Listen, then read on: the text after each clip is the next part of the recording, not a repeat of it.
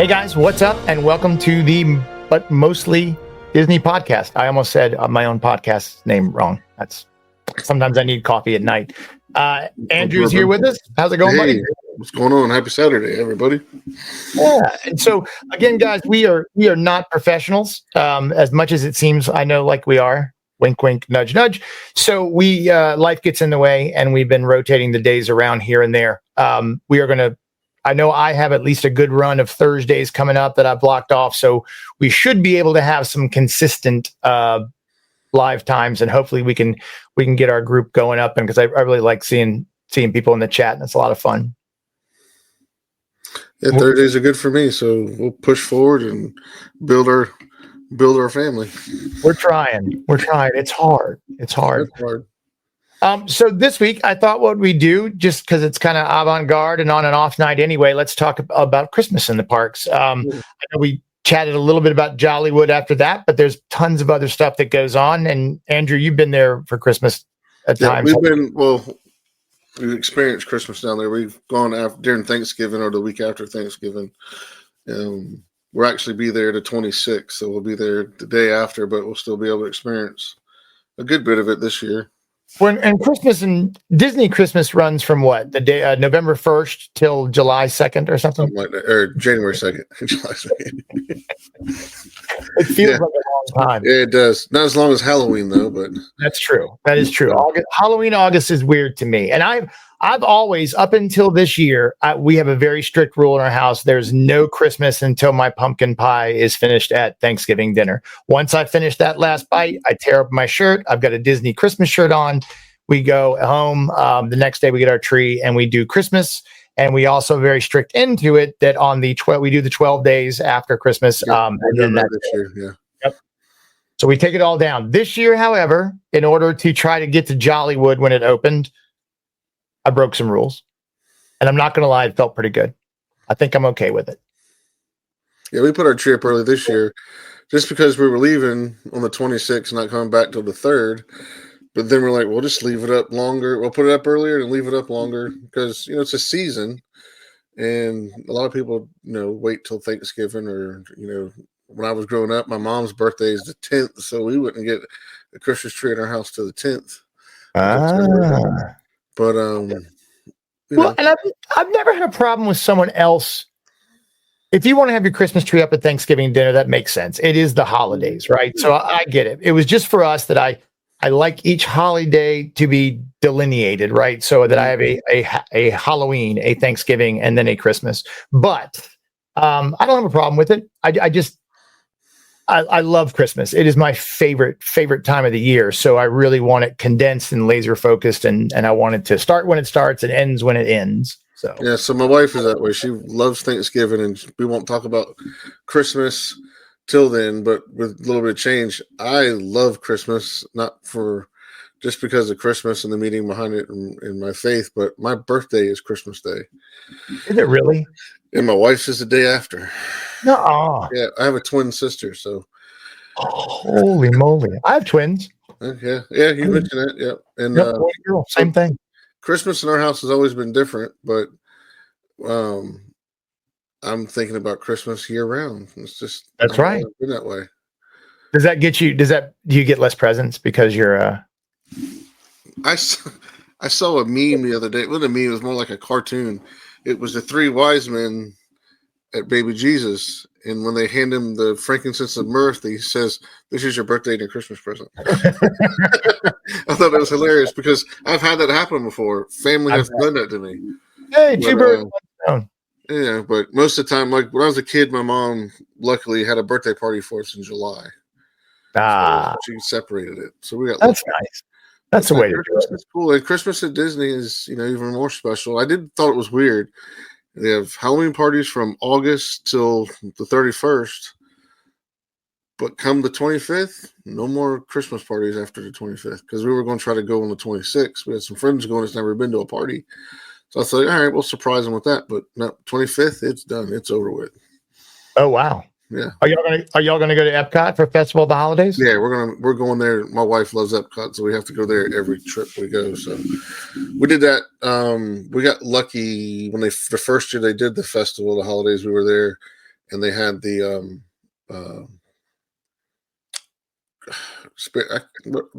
like Santa Claus in the different countries. They've got a specific Oh yeah, name all the for it. storytellers. Yeah, that was pretty cool. Going to the different countries and understanding how they present Santa Claus and how they do Christmas. That was always pretty cool. So when I was on Lou's, if you join us live, we do it with video, so you can see some of these slides. Although tonight's almost like home movies, so you're probably not missing a whole lot. I just went down. I was there on Tuesday and did Festival of the Holidays. And when I was on Lou's podcast, we did Lou Mangello, WDW Radio. We did a In and Out. And one of the questions was food and wine is the best festival. And I said in because I was just so happy to be there and excited, and I was a little nervous. But I don't know, man. Pretty good. It is, and I might have mentioned that I loved it. But I was just trying to be nice. But I had a really good time. There's me and old Father Christmas from England. So if you've never been, I mean, I'm a little sad because I started editing some video for this morning, and I couldn't do it all. So I tried to do 3 videos: the cookie stroll, which I did complete, although I didn't get to all the cookies. I just did the 5. And then I wanted to do one with decorations, and then one with kind of the food and the storytellers and decorations. And I couldn't see it all. I mean, not in one day. A lot for Christmas. There's tons for Christmas. I mean, you could really do it in 2 days. Mm-hmm. The cookie stroll was fun. You eat 5 cookies, and then and I was so thrilled because I was so stuffed. Like, I don't usually eat breakfast and lunch. I snack a little bit. So for me to be doing food and cookies during the day was tough. But by the 5th cookie, I was just toast. I just didn't want any more to eat. And the prize this year is a bag to take home and make a cookie later. So I was thrilled I didn't have to eat another cookie. That's good to listen to right there. Oh, this might be my favorite thing at Festival of the Holidays is the Voices of Liberty. So they are in the American Pavilion year round, and then they also do part of the Festival of the Holidays, the Candlelight Processional, where they kind of tell the story of Christmas, and they have a lot of music and they sing with a full choir. But they do a quick show, maybe 5 or 6 songs before the show in the American Pavilion, and they're dressed up like Dickens Christmas carolers, and they sing, and they're so good, so good. That's Anna and Elsa's house, which, by the way, at night they came out and just stood there, and there was no line. No line at Disney. I was shocked, and the handlers were announcing it. Come over, Anna and Elsa, no line. Come say hello. That's hard to believe. That's pretty cool. Yeah, that is my favorite addition to Epcot is the lights on the ball. And look, you can see the lights on the ground are working again. They got those. Yeah, they are. Yep. So those were up and running. But Festival of the Holidays, man, it's awesome, and they have tons and tons of food. So it's almost like food and wine. And I mean, there's so much you can do there. So I did as much food as I could possibly eat. Saw a lot of decorations. There's Father Christmas. There's Père Noël in France. There is a Jewish storyteller near L'Chaim. I think he sings. There's an Italian one. There's a band in Germany. I miss them. There's the barn Swedish one. Yeah, right there. Yep. The barn Santa, and they were awesome. That was a really, really good show. And he goes late, so I caught him at 7 p.m. and then I went over to Canada for kind of around different parts of Canada, Canadian songs, and they were really good too. I had a blast. I had a lot of fun, and they were at 7:30. But the other ones definitely start. They slow down earlier. So if you want to see them all, you might want to get there pretty quick. Okay. Like started, I think noon. So noon to 7ish is really when they run. The food goes till closing, which is nice. So I think this night it was 9:30, and I should have put some pictures in. I didn't. They of course have Living with the Land, has the overlay on there. Yes, yep, they do, which is awesome. That's the American Pavilion and it just looks so pretty at night for Christmas. Mm-hmm. Just awesome. I mean, the whole place looks incredible. But everyone files in by candle and stands up here and sings, and it's really, really cool. I don't remember who it was, but somebody went live from the processional. And they had Josh Gad read him and Neil Patrick Harris. I think are the two best ones. And he says, "Hey, I'm here. I'm the prelude to Neil Patrick Harris." But, yeah, it was good. I would like to go see it in person one time. I think it was Jeremy Stein from Main Street Magic, which is an incredible podcast. He went live. We saw Josh Gad 2 or 3 years ago, and he really was spectacular. Really, really was awesome. For a dinner package you can buy. Yes. Yeah. So there's several different restaurants. We did Coral Reef one year, and then they have. I know Le Cellier does one, and then there is a walk-up one at the American Pavilion, so you can walk up to counter service and grab some barbecue, much less expensive, but that does sell out pretty quickly. Yeah, I saw someone, Caleb, you're exactly right. I just saw that I think Jeremy's there again, actually, and he's waiting for Ralph Macchio when I checked on him earlier. And I bet that's good. I like Ralph Macchio, but I think you're right. Josh Gad. And I mean, Neil Patrick Harris is the GOAT, right? I mean, he's just OG. He's been there forever. But I don't know how it could have been any better than Josh Gad. He was spectacular. Anything he does is awesome. And so Festival of the Holidays is just an Epcot day, right? There's no extra charge. They do have an Olaf contest or scavenger hunt, sorry, and you pay like $10. You go around. They do this at every festival. I know at Flower and Garden, you would find these bees. I forget what we did at Food and Wine. Homage, fromage, montage. That's right. And you get a treat. Too. So they have these, and that does cost $10, but it's worth it. The prize is pretty cool. This year, the prize for the Olaf was like latte stencils. So you could. Oh, top of your latte. I'm never going to do that. Yeah, that's not going to happen for me. So I skipped that one. But the other than that, if you're there for the week and have Epcot, a park ticket, you can go in and enjoy all this festival stuff without any extra burden. Jollywood Nights and Mickey's Mickey's Very Merry, not so Merry Christmas Party. That would be wrong. Scary Merry Christmas Party. Not so scary Christmas Party. Those are added tickets and $150, $180. So even as a pass holder, and I think I get $10 off a ticket. I actually got a cheaper deal on AAA. See, I have AAA. I got to remember to go through them. Yep. AAA was like $20 off a ticket. Okay.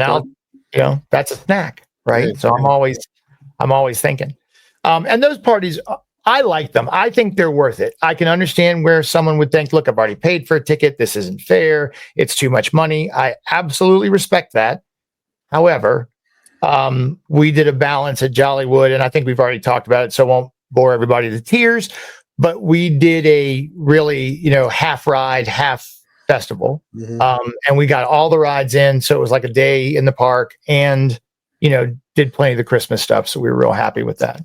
Yeah. But like when we do the parties, we do it on an off day.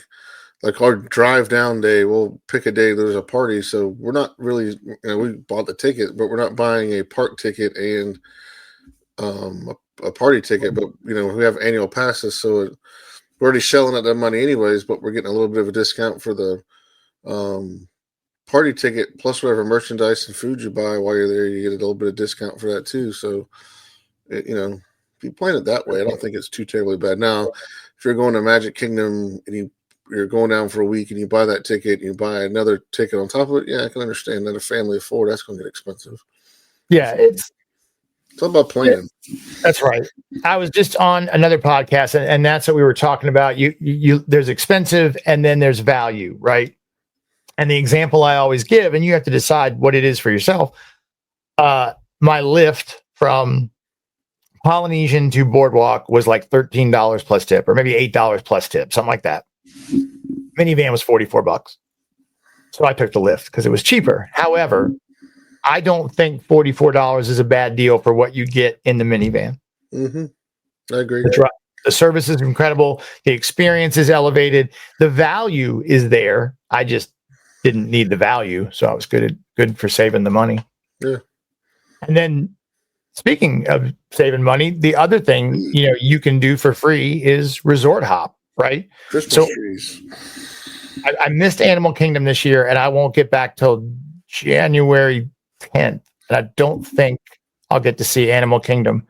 But these resorts, I mean, they could charge admission for some of the walks they do. Mm-hmm. I mean, this is wilderness, and if you watch the video, you will know that this is definitely the most Christmassy of all the hotels. I mean, it's kind of Christmassy when it's not Christmas there, right? Absolutely. It just looks like Christmas without even lights or decorations. And there's the train in front of the kingdom. Like, I didn't go in here. I did in a minute, but I did just walk through and look at what they do here. Even walking through, the Emporium was sightseeing. I didn't buy a thing. I spent $8 or $9 on a gingerbread cookie this day. That's the only money I spent looking at how beautiful the park from the gingerbread house. I got that one from the Floridian. Okay. No. Where did I buy that? It was a Linzer cookie. I bought the Contemporary. Okay. Because the Contemporary has, I know it's coming up, and their tree at night looks awesome. Mm-hmm. And I meant to get a picture of it when I rode the bus by. But they have this gingerbread castle. So Floridian has their gingerbread house. Contemporary has a gingerbread castle. And the Polynesian, I just kind of partial. Beach Club has a train scene, and the Yacht Club has gingerbread carousel. Yep. This was Boardwalk. This is pretty spectacular. Like, they're not selling gingerbread out of the inside of the Boardwalk gingerbread house, but it's incredible. And they had a fireplace, which I thought was cool. Mm-hmm. There's also a secret tip. There are 2 extra fireplaces in Wilderness Lodge hidden up top that if nobody's already sitting there, it's a pretty cool place to kind of hide from the world and look down. Yacht Club has a train set that is insane. Mm-hmm. I mean, it's really, really cool. And they have decorations up and down the hallways. I mean, it is done up beautifully. And then the carousel tells the story of Ebenezer Scrooge, with Scrooge McDuck as the classic Ebenezer Scrooge. And then, I took this. I know you can't see it because this is a podcast, but if you're watching live, look, they have a little Mickey Nutcracker up there. There's also a Mickey in the presents. Yeah. So it's cool. Yeah. And hey, it's Christmas all year round. This I didn't know existed. I haven't seen anything about it, and it's not something is really on my radar. But this is the Santa setup for over in Toontown. Is it still called Toontown? No, it's Storybook Circus. Storybook Circus. So they have a Santa over there. There's also Meet Santa in Epcot in the Odyssey building. You gotta be careful with the Santa Claus at Storybook Circus, because if you go into the app and you look at characters, it'll show it. It shows Santa Claus. But if you go to the attractions part and look at it, it gives you the times he's actually there. So he's not there all day. In and out. A regular meet and greet. So he's only there for 1 to 4, or 3 to 2, whatever the time frame is. Tim Tracker showed that the other day. Huh. Disney requires some planning. Jingle Cruise. So Jungle Cruise gets a little Christmassy overlay, and I love it. Awesome. I did not do it this time. I think actually Andrew and I were talking before about our buddy Jeremy Goff, who's not doing it now, but I'm pushing on him as hard as I can. I'm trying to get him to come to Momentum next year too, and get his sign business off the ground, because he's made these signs. I'll show some. What we'll have to do a show on our favorite Disney memorabilia we own, and we can do like a show and tell. I have a wall of golf right here, and I love his stuff. So it's so good. And actually, I met up with him while he was down there, which was fun. And the castle at night. Obviously, you have to have a ticket to get in for this. This is not part of the free, but there's not much more Christmassy than Main Street, even without the Snope. Mm-hmm. I mean, they just do a good job. and I love it. And I was there by myself, which, Disney's kind of a family thing for us. So when I do go down by myself, it's a little weird, but after a while I get used to it because it's just so beautiful. Yeah, I'm sure Caleb has tons and tons of stuff. He's probably has obscure Disney memorabilia. Right. Well, and from a different generation, right? Yeah, absolutely. It just looks so cool. It looks cool all the time. But I do love, I thought this was a photo pass. It's not. So I stood in line for a little while to get my picture taken with Mickey and Minnie, and there was no photographer there. I just was a lonely guy in the park by myself. Could you take this picture? And then Figment has his Christmas sweater on, which I did not buy. Figment is growing on me as a character. But they put him in this little sweater, and they had that for sale by the Giant Spaceship Earth, another gingerbread, Giant Spaceship Earth gingerbread, which is really cool. And the show it does is fun. It lights up. And then back to Par Noel at Epcot, who, by the way, there I ended up holding the camera for everybody to get their picture taken. And he and I had a nice conversation after. Well, he was really cool. Father Christmas picked on me a little bit in England. He said something to me, and I turned around, and he said, "Oh, you sir, with the red shirt, who are you here with?" And I didn't know he was like, "No, the one looking around like you don't have a red shirt on," and he was worried that I would eat the mistletoe berries, which are poisonous. So he had some fun with me for a while. Yeah, that Figment sweater is cool, Caleb. You should have let me know. I could have picked it up for you. Darn it.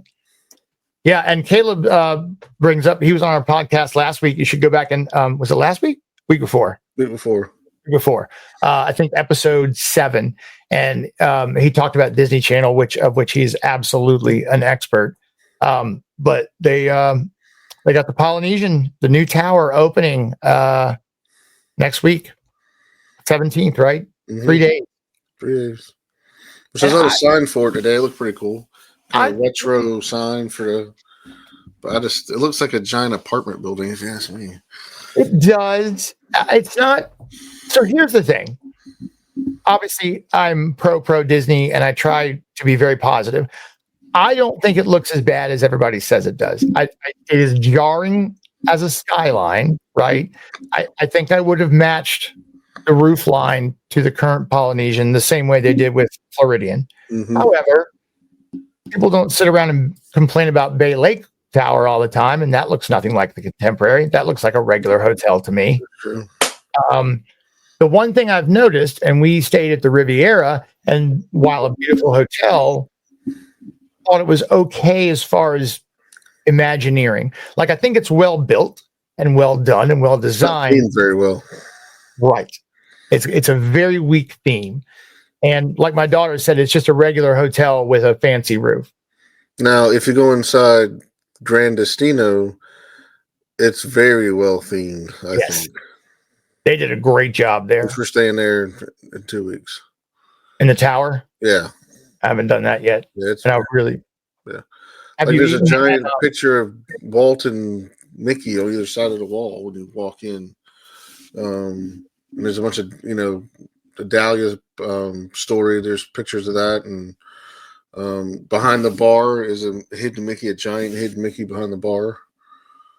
Have you eaten at Toledo yet? No, we have not. I think that might be the most underrated restaurant at Disney. Really? Yeah, it's one of my. It's definitely in my top 10 meals I've had it on property. I'll have to make a reservation. It is a beautiful restaurant. It's expensive, but not like California Grill expensive. Okay. Yeah. Like it's a notch down from there, maybe similar to Topolino's.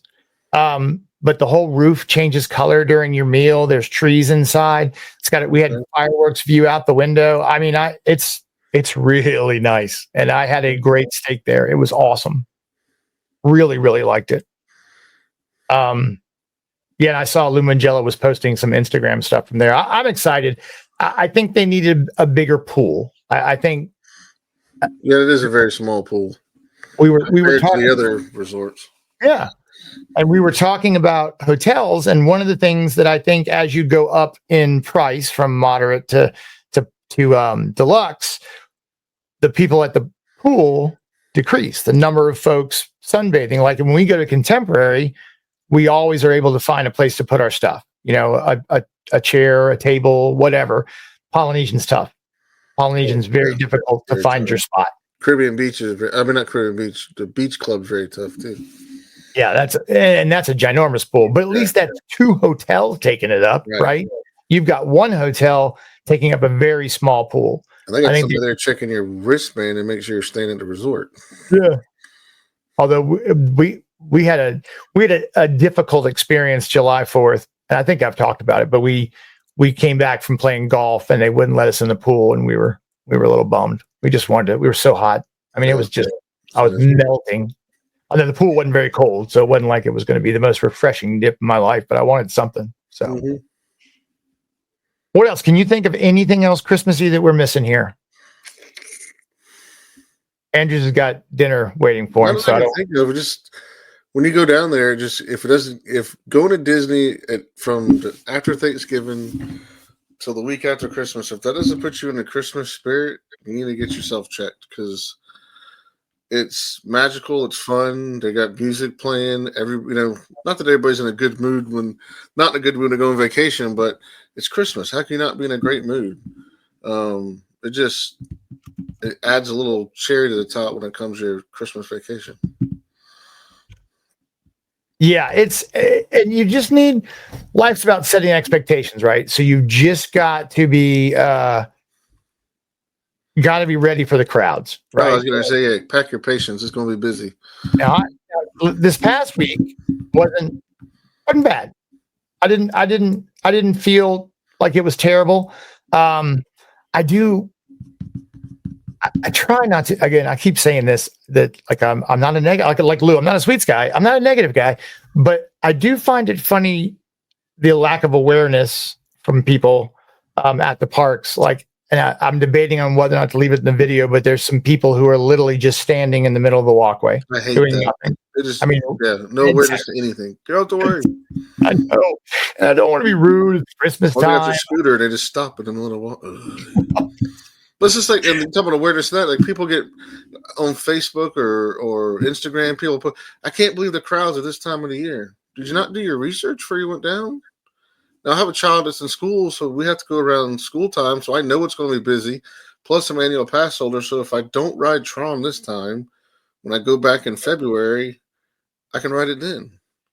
So I'm one of those lucky ones, and you are too, that can go back throughout the year, but I just feel like people don't plan their vacations right, and I can't believe Disney's allowing this many people in there. They're there all the time. I know. And if they weren't, we wouldn't have a park to go in, right? Exactly. That's the trouble. Sometimes you got to think of it that way. And it's not that I agree with every decision Disney makes. I'm not an apologist, but they do need to remain solvent, and it's got to be expensive, because look, in our real lives, we both do things where we might make purchases on parts or product or whatever it is, and it's going up. It's not just for people. As we watch our macaroni and cheese increase by 40%, the cost of doing business is very high right now. Mm-hmm. So I can't believe it's $180 for a ticket, but do I understand it? Yeah. And I think tickets are probably a loss leader for them, right? That's probably not where they make their money. No, and I say this just thinking, and not that they feel this way, but they don't like people like you and I that go down 4 or 5 times a year, because we don't buy a lot of stuff. Like, I don't buy a lot of stuff for myself. Now, my 10-year-old, she wants everything she sees, but they want that family from Iowa that's coming once every 5 years, that when they're there, they're going to buy all the lightning lanes. They're going to buy all their merchandise for that year. They're going to spend extra to do the lightning lane at Rise of Resistance, because they're not going to be back for 5 years, and we'll make sure everybody rides it. If I get there and it's a 45-minute or hour and a half wait, I'll go stand in line. But if it's more than 2 hours, I'll catch it next time I come. So they don't like people like you and I. They want those families. Which is totally opposite, because I've been in the restaurant industry my whole life. We used to, when we do our employee handbooks, put out this story about the customer that never returns. that most people go in, have a bad experience, and they don't complain, they don't write a letter, they just don't come back. Mhm. And I forget what the actual number is, but it takes let's just say it's 9 one-time customers to equal one regular in the restaurant business. And if you figure I spent $1,500 on a pass, I've saved $600 in discounts. That means I've spent over $6,000 in just minutia for me going. Plus taking, that doesn't include taking my family, the tickets I bought, so I've probably spent somewhere between $10,000 and $15,000 in 8 months on Disney stuff. Yeah. Don't tell my wife that. Yeah. My wife says she works for Disney trips because it's cost so much. Right. We have 3 annual passes, and you look at it and you go for a week, it's going to cost you X, and then you got to have food, and it's a little bit of spending money. And for us, it's a 5-hour drive down there. Luckily, it's 1 tank of gas there, 1 tank of gas back. But we've planned throughout the year for that, and we understand what's going on. But that one, like I said, that family that's coming once every 5 years, that's what it's, their gear and everything towards is, those trips, and they may go for 2 weeks. It just, there's a couple got people in there in Lou's nation that come from England. Think about what they spend. Right. So. Now it's interesting. I would love to have someone from England on the show to talk about maybe a different styles, because we have my wife does some stuff with the Sister Cities program, and we had some German friends come, and they were very budget conscious. They stayed, we recommended they stay on property, but they stayed off property in a very inexpensive hotel. And I don't think they loved Disney. They had a good time. It's very America. They actually liked Universal better. I get that. I'm not supposed to say a word out loud. That's right. So to see someone from Britain who comes and what they spend and how they vacation differently than we do as Americans, our normal trip is 7 to 9 days. We do park day off. But we do stay inside the bubble the whole time. I've never been to Universal. We went to Universal for a weekend trip, but we stayed at the hotel. We went to City Walk, but we never went to the park. But I think, and you're going to have to shut me up at some point in time. But I think the way that I understand it, Universal is staying in one of their upper end resorts because you automatically get their version of Fast Pass. And I've been told you can kind of do everything really in 1 day, but definitely in 2 days without missing a beat. True. So, if you stay at one of their Lowe's resorts, you get the. I do want to see it, and I love the competition, because without the competition, those tickets would be $300 a day. If it was just Disney in Orlando. That is very true. So, all right. Well, I think we've covered Christmas as much as I'm sure we'll talk about it more next week too. Keep going. I wanted to mention a buddy of mine has been interested in what we're doing. So if you're in the southeastern Virginia area, Marilla Mechanical. I've never done an ad before, so this is going to sound weird, but he's offering 10% off a service call if you mention a little bit mostly Disney. Not installation. If you need a new AC, you're going to pay full price. But if you need your ducts cleaned, a capacitor change, something like that, Rob's honest. The guy, I'm not at all kidding. He has a key to my house, and twice he's come while I was on vacation and fixed my AC so that my dog didn't melt. So he's someone I trust, like family. I've known him 20 plus years. He's been doing HVAC for me, both professionally when I do houses, plus at home. So he's a really great guy. And again, but mostly Disney. So hopefully we can get some stuff like that rolling to subsidize some of these trips to bring you guys better and more effective content, which is what Andrew and I love to do is share this stuff with y'all. Absolutely. So check Andrew out on Mouse Gears. You got any new videos yet? No, I have not. I'll have a whole bunch in the next couple of weeks. I've already started writing down some stuff I want to do when we're down there. I'm going to do a walk through the wilderness, and then whatever Christmas stuff's still up, I'm probably going to do a little bit of that, and 1 or 2 days at the park playing golf with a friend of mine at Oak Trail. Oh, nice. So I'll probably take my Osmo with me and try to do a little video of the pro shop or something like that. Yeah, do that. Get the course, and rent one of those robots. I'm dying to see. That's what I'm doing. Yeah, they have a robot. I'm dying to have a robot caddy. Yeah. Cool. And then check out, but mostly Disney, on all the social medias. And then the YouTube channel tomorrow, I think I'm doing a short video on the cookie stroll. I'll have that up tomorrow night. And then I've also got some in-depth decorations and food and some of the storytellers. And then I think during the week, I'm going to supplement it since it's Christmas. I did record a couple of the storytellers and the band in full. So I'm just going to put those up without much fanfare. But they'll be up if you want to sit at home and watch the Canadian band or I think I got the Barn Santa. I think I got his full spiel. Maybe Father Christmas too. Anyway, watch the channel for those. And again, we'll see you. We are going to do back to Thursdays at 7:30. So tell your friends, come join us in the chat. I know Caleb could use some company, and it'd be a lot of fun. Let us know what you'd like to see, what you'd like to hear, and have a great week. Have a good night, everybody. All right, guys, take care.